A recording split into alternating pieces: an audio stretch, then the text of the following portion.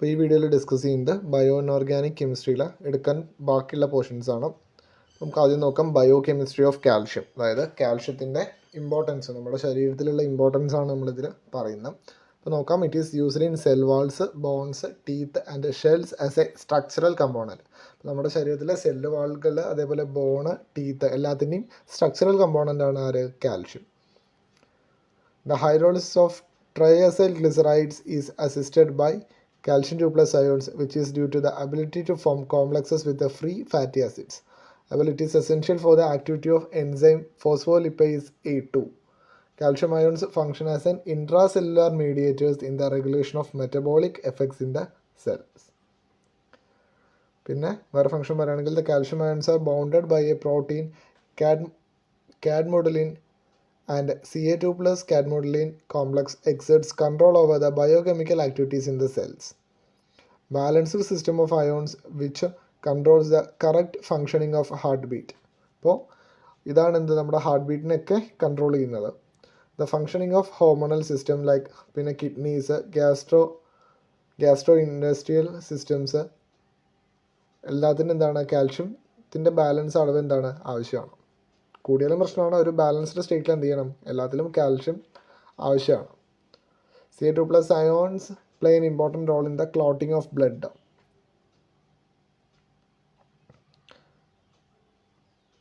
പിന്നെ calcium stabilizes the cell membrane by the formation of cross links between membrane proteins and polysaccharides. Every plant needs calcium for proper growth. It is important to constituent of cell walls. പിന്നെ calcium levels lead to the deterioration of the cell membrane. അതേപോലെ അടുത്തൊരു element ആണ് ഇത് zinc. സിങ്കിൻ്റെ biochemistry നോക്കുകയാണെങ്കിൽ human being contains 2 grams of zinc. നമ്മുടെ സാധാരണ ഒരു ഹ്യൂമനിൽ 2 ഗ്രാമോളം സിങ്ക് ഉണ്ട്. This is a second largest amount of a transition metal found human after iron. അപ്പോൾ ട്രാൻസിഷൻ മെറ്റൽസ് എടുക്കുകയാണെങ്കിൽ ട്രാൻസിഷൻ മെറ്റലിലെ അയൺ ആണ് നമ്മുടെ ശരീരത്തിൽ ഏറ്റവും കൂടുതലായിട്ടുള്ളത്. അയൺ കഴിഞ്ഞാൽ പിന്നെ ഏറ്റവും കൂടുതലായിട്ട് കാണപ്പെടുന്ന ഏതാണ്? സിങ്കാണ് ട്രാൻസിഷൻ മെറ്റൽസിൽ. ഇത് first non zinc containing enzymes was carbonic anhydrase. Next ഏതാണ്? Carboxy peptidase, alcohol dehydrogenase, aldoses, peptidase, proteases ഇതെല്ലാം എന്താണ്? ഇതിൻ്റെ തന്നെ ഈ സിങ്ക് വരുന്ന കോമ്പൗണ്ട്സ് തന്നെയാണ്. DNA and RNA polymerase. അപ്പോൾ ഇതൊക്കെ നമുക്ക് വളരെ ഇമ്പോർട്ടൻ്റ് ആയിട്ടുള്ള ആൾക്കാരാണ്. അപ്പോൾ ഇതിലെല്ലാത്തിലും എന്തുണ്ട്? സിങ്കിൻ്റെ പ്രസൻസ് ഉണ്ട്. ഞാൻ ഓരോത്തിൻ്റെ ഫംഗ്ഷൻ നോക്കാം. അതിൽ കാർബോണിക് അൻഹൈഡ്രേസ് എന്തിനു യൂസ് ചെയ്യും? Which present in the RBC and it used for എന്താണ്? റെസ്പിറേഷൻ, അതായത് transportation of oxygen and carbon ഡൈ ഓക്സൈഡിലാണ് എന്ത്? കാർബോണിക് അൻഹൈഡ്രേസ് യൂസ് ചെയ്യുന്നത്. അവിടെ എന്താണ്? ഇറ്റ് റെഗുലേറ്റ്സ് ദ pHനും ഇത് യൂസ് ചെയ്യും. pH റെഗുലേറ്റ് ചെയ്യാനും ഇതാണ് നമ്മൾ യൂസ് ചെയ്യുന്നത്.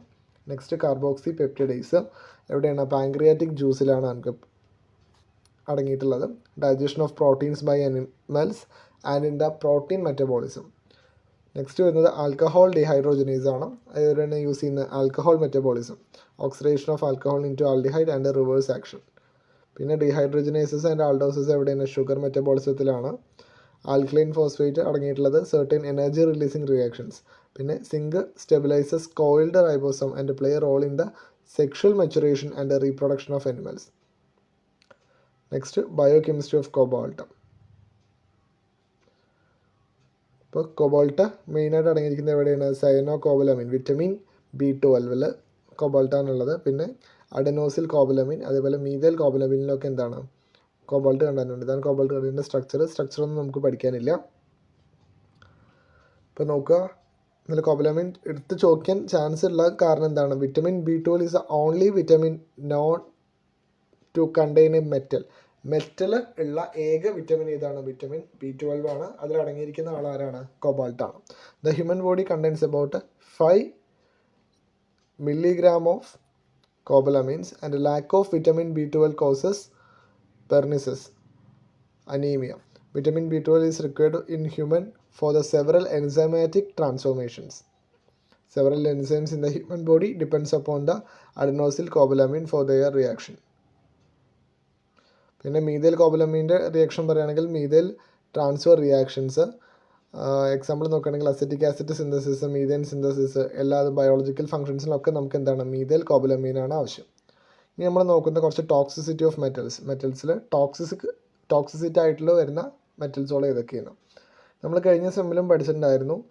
അപ്പോൾ നമുക്ക് നോക്കാം. ഫസ്റ്റ് വൺ, ടോക്സിസിറ്റി ഓഫ് ലെഡിൻ്റെ ടോക്സിസിറ്റി എന്തൊക്കെയാണ്. Lead leads to the pollution of air, water and soil, and it is caused by the influence from a large number of industries such as petroleum, paint, ceramics. അപ്പോൾ ഈ petroleum industry, paint industry, ceramics industry എന്നൊക്കെ പുറന്തള്ളുന്ന waste എന്നാണ് എന്ത് ഈ lead പൊതുവെ പുറത്തേക്ക് വരുന്നത്.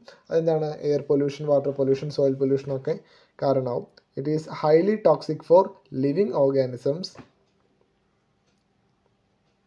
പിന്നെ it is potentially harmful in children and effects the aquatic organisms as well as in small concentrations. Lead toxicity is largely due to the capacity of mimic calcium and get substituted many of the fundamental cellular process that depends upon the calcium. ഇവിടെ എന്താ ചെയ്യുന്നത്, അവിടെ കാൽഷ്യത്തിനെ reduce ചെയ്യാനതിൽ ചെയ്യുന്ന lead toxicity കാരണം.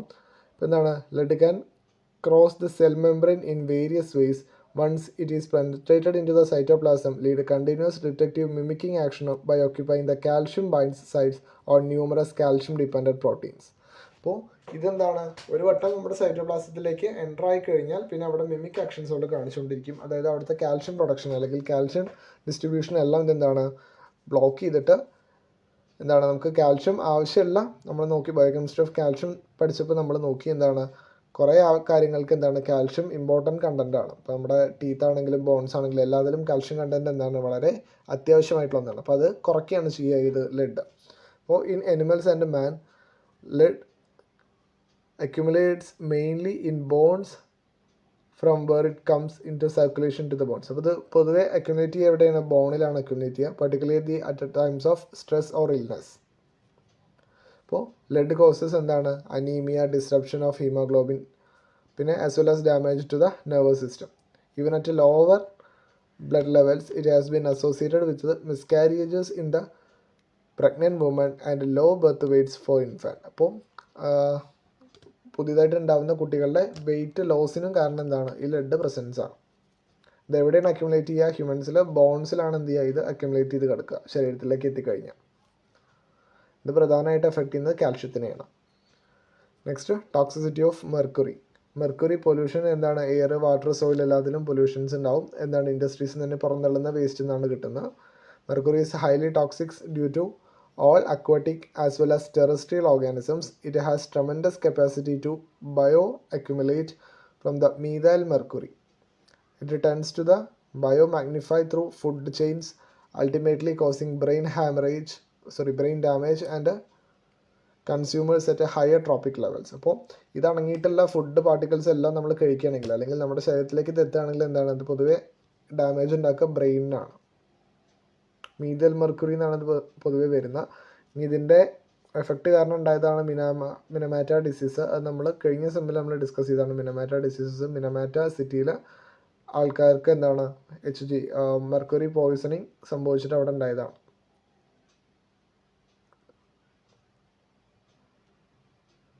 അതുപോലെ മെർക്കുറിയുടെ എല്ലാ ഫോംസും എന്താണ് toxic ആണ്. And it is most readily passes through the placenta. Even in the asymptotic patient, material exposure can lead to the spontaneous absorption or retardation. പിന്നെ വരുന്നത് ടോക്സിസിറ്റി ഓഫ് ആഴ്സനിക് ആണ്.